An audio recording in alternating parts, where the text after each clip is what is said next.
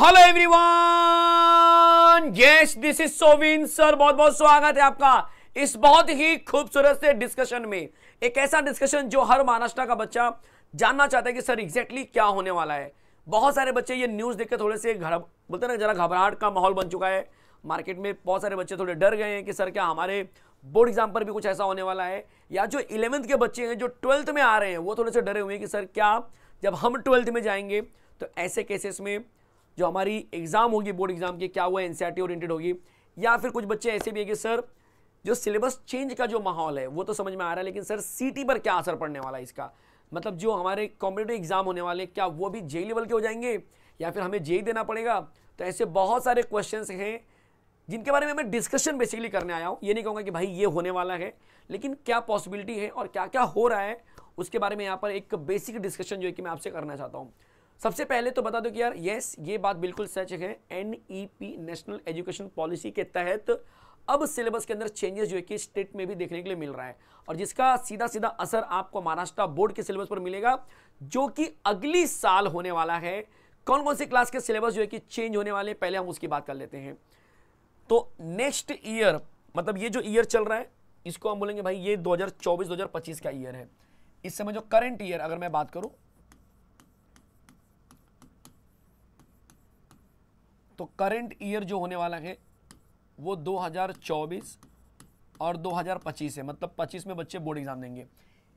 पहली बात तो इन बच्चों को कोई तकलीफ नहीं है, इनको कुछ नहीं करना, ये एकदम रिलैक्स रहो। आप जो भी एग्जाम हो रही है, चाहे एमएसटी सिटी एग्जाम हो चाहे बोर्ड एग्जाम हो, आप अपने आप को लकी समझो और आप आगे बढ़ो। ठीक है, आपके लिए भाई कोई रुकावट नहीं है।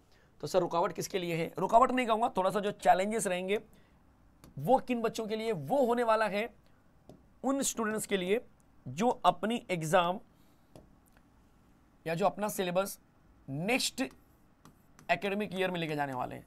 वो भी कौन कौन सी क्लास में, वो बड़ा इंपॉर्टेंट है। तो नेक्स्ट एकेडमिक ईयर जो होगा वो 2025 और 2026 होने वाला है। तो 2025 और 2026 में जो बच्चे, मतलब 2026 कहूंगा कि जो एग्जाम देने वाले उनकी बात करूंगा मैं, 2026 में जो एग्जाम देंगे वो कुछ क्लास के ऐसे बच्चे होंगे, कुछ क्लास का मतलब कि सारे के सारे क्लास मत समझ लेना कि भाई 1 से लेके 12वीं तक पूरा सिलेबस चेंज हो गया 2026 में। ऐसा नहीं है, कुछ क्लास के जो सिलेबस हैं वो चेंज होंगे। वो कौन कौन से क्लास, वो कौन कौन से ग्रेड हैं जो एक्चुअल में सिलेबस चेंज के अंतर्गत आने वाले हैं, वो क्लास है यहां पर देख लो जरा। क्लास की अगर मैं बात करूं, कक्षा जिसको हम बोलते हैं, तो क्लास 1, क्लास 3, क्लास 5 है, क्लास 8 है और क्लास 11 है। इन क्लासेस के जो मेजर सब्जेक्ट्स हैं, मैथ्स और साइंस कहूंगा मैं, ये जो सब्जेक्ट हैं इनको चेंज करने की पहल की गई है कि भाई जो क्लासेस, जो पहली का बच्चा जो सीनियर केजी में इस समय पढ़ रहा है, जो 2025 में अपना एग्जाम सीनियर केजी का देगा, जो play group nursery senior KG होता है, जब वो 2025 से 2026 में जंप करेगा क्लास 1 के लिए, तो उसको एनसीईआरटी का सिलेबस हाथ में दिखेगा। ठीक है, तो लोअर क्लासेस में इतना इंपैक्ट नहीं पड़ेगा, क्योंकि लोअर क्लासेस में हर एक बच्चे को पता है कि यार टेबल चल रहा है, A for apple B for ball चल रहा है। ठीक है, इतना दिक्कतें नहीं आने वाली है। इनफैक्ट मैं कहूँगा कि यहाँ पर भी 1, 3, 5 में इतनी दिक्कतें नहीं फेस करनी पड़ेंगी, क्योंकि जो 4th का सिलेबस होता है, 3 का सिलेबस होता है, 2nd का सिलेबस होता है, कहीं ना कहीं वो महाराष्ट्र बोर्ड का भी अच्छा ही बेस वाला सिलेबस है, जहाँ पर काफ़ी मजबूत सिलेबस है। तो सीबीएसई से अगर आप मैच भी करते हो तो इतना फर्क नहीं पड़ेगा बच्चों को। लेकिन जो बच्चे क्लास 10th में महाराष्ट्र बोर्ड पढ़ रहे हैं, अब वो जब 11th में आएंगे, अभी बच्चे 10th में बोर्ड एग्जाम देंगे 2025 में। ध्यान देना ये किन के लिए ज़्यादा डिफिकल्ट होने वाला है। 2025 में ये बच्चा है, कोई XYZ एक बच्चा है जो 2025 में बोर्ड एग्जाम देगा। अब वो 2025 में बोर्ड एग्जाम दिया, मार्च में बोर्ड एग्जाम दिया, रिजल्ट आया, बोर्ड में बड़े अच्छे परसेंट मारे उसने। अब वो 11th के एडमिशन के लिए जा रहा है। अब 11th में बोर्ड कौन सा ले रहा है? महाराष्ट्र बोर्ड ले रहा है। लेकिन उसे सिलेबस कौन सा मिल रहा है पढ़ने के लिए? उसे सिलेबस मिलेगा एनसीईआरटी वाला सिलेबस, एनसीईआरटी वाला सिलेबस का मिलेगा क्लास 11th। क्योंकि बोला गया है मैथ्स और साइंस चेंज होगा। भाई साइंस में फिजिक्स केमिस्ट्री मैथ्स बायो सब आ जाएगा, और मैथ्स तो होता ही है, तो क्लास 11 का जो साइंस का बच्चा होगा उसका साइंस ही कोर सब्जेक्ट होता है। तो फिजिक्स, केमिस्ट्री, मैथ्स, बायो, चारों के चारों जो मेन सब्जेक्ट रहेंगे वो अल्टीमेटली आपको चेंज होके मिलेंगे, एनसीईआरटी ओरिएंटेड होगा। तो उस बच्चे को एक झटका लग सकता है जो अभी 10वीं में है और जो 11वीं में जाएगा। लेकिन ये झटका नहीं कहूंगा मैं, ये एक सीखने का मौका भी रहेगा कि यार चलो, अगर मैं 11th पूरा मेरा बेस एकदम क्लियर रहेगा सीबीएसई ओरिएंटेड में, तो 12th जो होगा अगली साल चेंज होगा। फिर 99% जो मैं उम्मीद कर रहा हूं कि 2026-27 में, 2026 और 2027 में बच्चा क्लास 12th का पोर्शन भी चेंज होने के चांसेस रहेंगे। क्योंकि जो 11th का पोर्शन जब चेंज होगा पीसीएम का, तो ये समझ लेना कि उसके अगले साल इन्हीं बच्चों को 12th का पोर्शन भी चेंज हुआ मिलेगा। मतलब ये वो जनरेशन रहेगी जो एनसीईआरटी को पहली बार फील करेगी क्लास 11th में, क्लास 12th में। लोअर क्लासेस में भी वो फील आएगा, लेकिन उतना फर्क नहीं पड़ता है। मैं फिर से रिपीट कर रहा हूं, क्योंकि अगर आप देखेंगे लोअर क्लासेस का जो सिलेबस होता है उसमें बहुत आप एडवांस लेवल नहीं डाल सकते। अगर कोई ये है कि भाई ठीक है मैं 2+2 सिखा रहा हूं, तो ठीक है 2+2 किसी एक अलग पैटर्न से सिखाएंगे, थोड़ा सा अलग मेथोडोलॉजी हो जाएगी, बट कहीं ना कहीं उतना ज़्यादा बहुत ज़्यादा वास्ट नहीं कर सकते। अगर आप कोई भी सिलेबस जाके देखो लोअर क्लासेस का, तो आपको इतना ज़्यादा कॉम्प्लिकेशन रहेगा। एक्टिविटी ओरिएंटेड थोड़ा ज़्यादा हो सकता है, ठीक है, कि भाई एक्टिविटी ज़्यादा डाल दिया, क्योंकि सीबीएसई में वो सब चीज़ें देखने के लिए मिलती हैं। बट अगर कंटेंट वाइज बोलेंगे कि सर कहाँ पर ज़्यादा स्ट्रेस होने के चांसेस है, तो येस, जो बच्चा क्लास 10th का है, जो अभी इस समय महाराष्ट्र बोर्ड के सिलेबस से डील कर रहा है, जब वो एनसीईआरटी की बुक उठाएगा, जब वो क्लास 11th के एनसीईआरटी की बुक लेगा, तो उसको लगेगा यार सिलेबस बहुत ज़्यादा हो गया। बट एक प्लस पॉइंट भी है। प्लस पॉइंट क्या है कि जो बच्चा 10th में होता है ना, उसको नॉर्मल महाराष्ट्र बोर्ड का 11th भी डिफिकल्ट ही लगता है। जो 11th में होता है उसको 12th डिफिकल्ट ही लगता है। तो बाय डिफॉल्ट उस हिसाब से भी अगर आप देखेंगे तो सर ये बच्चा तो 11th से बिल्कुल अनजान ही है, तो उसको तो पता ही नहीं कि भाई क्लास 11th में एक्चुअल में क्या सिलेबस होता है। तो उस हिसाब से उसको जो दे दो वो पढ़ना शुरू कर देगा। सही बात है, उसको जो करवा दो वो करना शुरू कर देगा। तो वो हिसाब से भी अगर बच्चा मेंटली प्रिपेयर रहेगा, ये सोच के अगर पढ़ाई करेगा कि यार मुझे तो एनसीईआरटी का सिलेबस मिल रहा है, एनसीईआरटी मिल रहा है, तो उसको दिक्कतें आने वाली है। अगर वो सिर्फ क्लास 11th का पोर्शन मिल रहा है, 10th में था तो 10th पढ़ रहा था, अब 11th में आ गया तो 11th पढ़ूंगा, अगर उस हिसाब से वो आगे बढ़ेगा तो कोई दिक्कत नहीं आने वाली है। बिकॉज सिलेबस के अंदर अगर आप जाके ऑब्जर्व करेंगे तो कंटेंट कहीं ना कहीं सेम होंगे, थोड़ा सा इंटरनली एक्सप्लेनेशन थोड़ा ज़्यादा हो जाता है।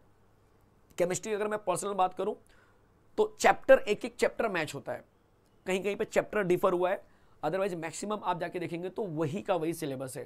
क्लास 12 का पोर्शन में भी वही है, halogen derivative, alcohol, phenol, ether, aldehyde, ketone, transition element, सब कुछ वही है बच्चा, सब कुछ है। हार्डली 1-2 चैप्टर थोड़े से आगे पीछे रहेंगे। जैसे आयनिक इक्विलिब्रियम आपको क्लास 11th में ही मिल जाता है, ठीक है, जो नया सिलेबस अभी से हमारे टाइम पर जब आया था, 2021 में जब भी नया सिलेबस आया था। फिर जो लास्ट चैप्टर है आपका क्लास 12th का ग्रीन केमिस्ट्री, वो भी आपको नहीं होता है जनरली, सीबीएसई बोर्ड में आप इसको नहीं देखते हो। वहाँ पर एनवायरमेंटल केमिस्ट्री हमारे टाइम पर आता था, ठीक है, केमिस्ट्री इन एवरीडे लाइफ करके आता था, वो सब आपको मिलेंगे। तो ये सब चीज़ें आपको वहाँ पे दिखेंगे, थोड़ा बहुत माइनर चेंजेस रहेगा, इतना फर्क नहीं पड़ने वाला है, ठीक है। अब बात करेंगे सीटी का क्या होगा। तो देखो सीटी का जो एक अजम्पशन जो मुझे लग रहा है कि यहाँ तक तो कोई दिक्कत नहीं है, यहाँ जो बच्चे हैं उनको कोई कन्फ्यूजन नहीं होने वाला। यहाँ तो बच्चे आराम से ये क्लास 11th की सीटी जैसे गवर्नमेंट ने बनाया है, महाराष्ट्र बोर्ड ने वैसे ही चलने वाला है। क्लास 11th और क्लास 12th में कोई दिक्कत नहीं है, मतलब क्लास 12th फुल और क्लास 11th का सिलेक्टेड चैप्टर, वो फिजिक्स, केमिस्ट्री, मैथ्स में आप देखेंगे सिलेक्टेड चैप्टर आपको पता होगा कौन कौन से पढ़ने हैं। तो ये बच्चे जो 2025 में एग्जाम देने वाले हैं, चाहे बोर्ड की बात करें चाहे एमएससी सीटी की बात करें, उनका वही सिलेबस रहेगा। एमएससी सीटी में सिलेक्टेड पोर्शन आपको मिलते हैं क्लास 11th में। लेकिन जो बच्चा 2026 में आएगा, जो 2026 में आएगा, सर मैं अभी 11th में हूं, मैं 12th में जाने वाला हूं, तो आपको ओल्ड सिलेबस ही करना होगा। बिकॉज 12th का सिलेबस जाएगा बच्चा कब चेंज होगा, 2026-27 में चेंज होगा। तो जो बच्चे 27 में बोर्ड एग्जाम देंगे 12th का, उनके लिए class 11th class 12th NCERT वाला हो सकता है। लेकिन जो बच्चे 2026 में बोर्ड एग्जाम देंगे, उनके लिए सिलेबस जो आपका सिलेबस क्लास 12th का अभी है, अभी जो है बच्चा वही रहेगा। क्यों सर, क्या बोल रहे हो, कुछ समझ में आ रहा है? देखो अभी समझो कोई बच्चा है जो इस समय 11th में है, 10th वाला कंसेप्ट नहीं ले रहा हूं, 10th वाले बच्चे को तो 11th एनसीईआरटी पढ़ना पड़ेगा और 12th का तो भी एनसीईआरटी पढ़ना पड़ेगा, क्योंकि सिलेबस चेंज होने के चांसेस 2027 में बोर्ड वाला ज्यादा रहेगा। लेकिन 2026 में जब ये बच्चा 11th से 12th में जाएगा, तो 12th में 2026 का सिलेबस चेंज नहीं हुआ, क्योंकि 2026 में कौन सा चेंज हुआ है बच्चा, 25-26 में क्या क्या चेंज हुआ है, 1, 3, 5, 8, 11, तो क्लास 12 चेंज हुई है क्या? नहीं चेंज हुई है। मतलब कि 2026 में जो बच्चा 2025 से 2026 में जो जाएगा, वो बच्चे को क्लास 12 का पोर्शन अभी वाला ही पढ़ना है। महाराष्ट्र बोर्ड का पुराना सिलेबस जो है, जो 2021 से चेंज हुआ, वही पढ़ना होगा। और 99% चांसेस है कि उनकी भी MHCCT एग्जाम इस महाराष्ट्र बोर्ड के इस पैटर्न पर ही होगी। ये एक अजम्पशन इसलिए बता रहा हूं क्योंकि एकदम सिंपल सा फंडा है। हम कई सालों से देखते आ रहे हैं कि जब भी सिलेबस चेंज हुआ है तो बच्चों को यह सहूलियत दी गई है कि भाई अगर आपका फाइनल बोर्ड एग्जाम अगर जिस स्टेट का या जिस भी बोर्ड से या जिस भी सब्जेक्ट से दे रहे हो या जिस भी पैटर्न से दे रहे हो, वो पैटर्न ही फॉलो किया जाता है। कई बार होता है कि बच्चे इंप्रूवमेंट एग्जाम देते हैं। अब सोचो कि अगर कोई बच्चा यहां पर फेल हो रहा है और वो अगले साल सिलेबस चेंज हो गया, सर इंप्रूवमेंट एग्जाम देना है मुझे 27 में, तो इंप्रूवमेंट एग्जाम भी बच्चा पुराने सिलेबस पे वो दे सकता है। ये भी ऑप्शन रहता है जब सिलेबस चेंज होता है। तो old syllabus, new syllabus, form भरते समय ये सब चीजें देखी जाती हैं, ठीक है, तो उनका अलग पेपर बनता है। तो ये सब चीजें होती हैं बच्चा। उम्मीद कर रहा हूं कि ये जो वीडियो है काफी क्लियर रहा होगा आपके लिए। और कंफ्यूजन तो ऑब्वियस है यार कि बच्चे कंफ्यूज कि सर हम कौन से कैटेगरी में बिलोंग कर रहे हैं। तो मैं फिर से रिपीट कर दूं, जो बच्चे 2024-25 में हैं, जो 2024-25 में हैं, 24-25 का मतलब 2025 में आप बोर्ड एग्जाम या एंट्रेंस देने वाले, उनको कोई प्रभाव नहीं पड़ने वाला है। नो इफेक्ट वाला है। नो इफेक्ट का कंसेप्ट आपके लिए है, कुछ नहीं होने वाला है। जो बच्चे 2025 और 2026 में बोर्ड एग्जाम देने वाले हैं, उनको भी नो इफेक्ट रहना चाहिए, क्योंकि 12th का सिलेबस आएगा ही 2027 में, तो कोई दिक्कत नहीं। अब 2026 वो निकल जाएंगे और उसी टाइम पर बोर्ड का सिलेबस चेंज होगा। तो 2026 से 2027 की जो बैच रहेगी, उनके लिए स्पेशली उनके लिए जो बोर्ड एग्जाम होगा, क्लास 12th का बोर्ड एग्जाम, वो NCERT ओरिएंटेड होगा। ये होने वाला है NCERT ओरिएंटेड। तो भाई अगर आप इस समय समझो कि 10वीं में हो, तो ऑब्वियस है कि आपके टाइम पर, क्योंकि 10वीं में आप इस समय यहां पर हो, 10वीं में, फिर यहां पर आओगे 11वीं में, सिलेबस चेंज हो गया, और फिर आओगे 12वीं में, सिलेबस चेंज हो गया। तो 10वीं वाले बच्चों के लिए आगे आने वाले 2 साल थोड़े से जरा मजबूत रखना पड़ेगा अपने आप को, बिकॉज हर एक चीज नहीं रहेगी आपके लिए, हर एक चीज नहीं रहेगी। सिलेबस चेंज रहेगा, नया पैटर्न रहेगा, नया पेपर पैटर्न भी जनरेट होगा। एंट्रेंस के लिए भी नया डिसीजन लिया जाएगा कि किस तरह से आगे बढ़ना है एंट्रेंस को लेकर। ऐसी बहुत सारे डिसीजंस आने बाकी होंगे। उम्मीद कर रहा हूं कि अब ये पिक्चर बहुत क्लियर होगा। और जो बच्चे NEP को लेकर थोड़े से डर का माहौल था, वो बिल्कुल भी नहीं रखना है बच्चा। अभी के बच्चों को एकदम रिलैक्स रहो, आप बस अपने पढ़ाई पर फोकस करो। यहां तक कि जो बच्चे 11th में भी हैं, उन्हें भी डरना नहीं है। एकदम फोकस्ड रहो अपने पढ़ाई को लेकर। महाराष्ट्र बोर्ड का जो सिलेबस है, वेल प्रिपेयर्ड एकदम अच्छे से करो।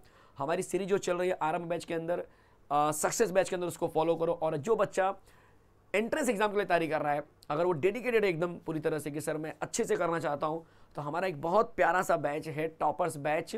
अगर आप ड्रॉपर हो तो आप ड्रॉपर ले सकते हैं, अगर आप रेगुलर हो तो आप टॉपर एडवांस ले सकते हैं। उम्मीद कर रहा हूं कि ये सेशन आपको बहुत पसंद आएगा। अगर सच में आपको लग रहा है कि बहुत सारी इंफॉर्मेशन जो सही तरीके से यहाँ पर मिल रही है, तो इस वीडियो को ज़्यादा से ज़्यादा लोगों तक शेयर करो, अपने दोस्तों मित्रों यारों को बताओ, और चैनल को जाते जाते सब्सक्राइब कर लेना। मिलते हैं नेक्स्ट सेशन में, तब तक के लिए जय हिंद, जय हिंद, जय महाराष्ट्र। मिलते हैं नेक्स्ट टाइम।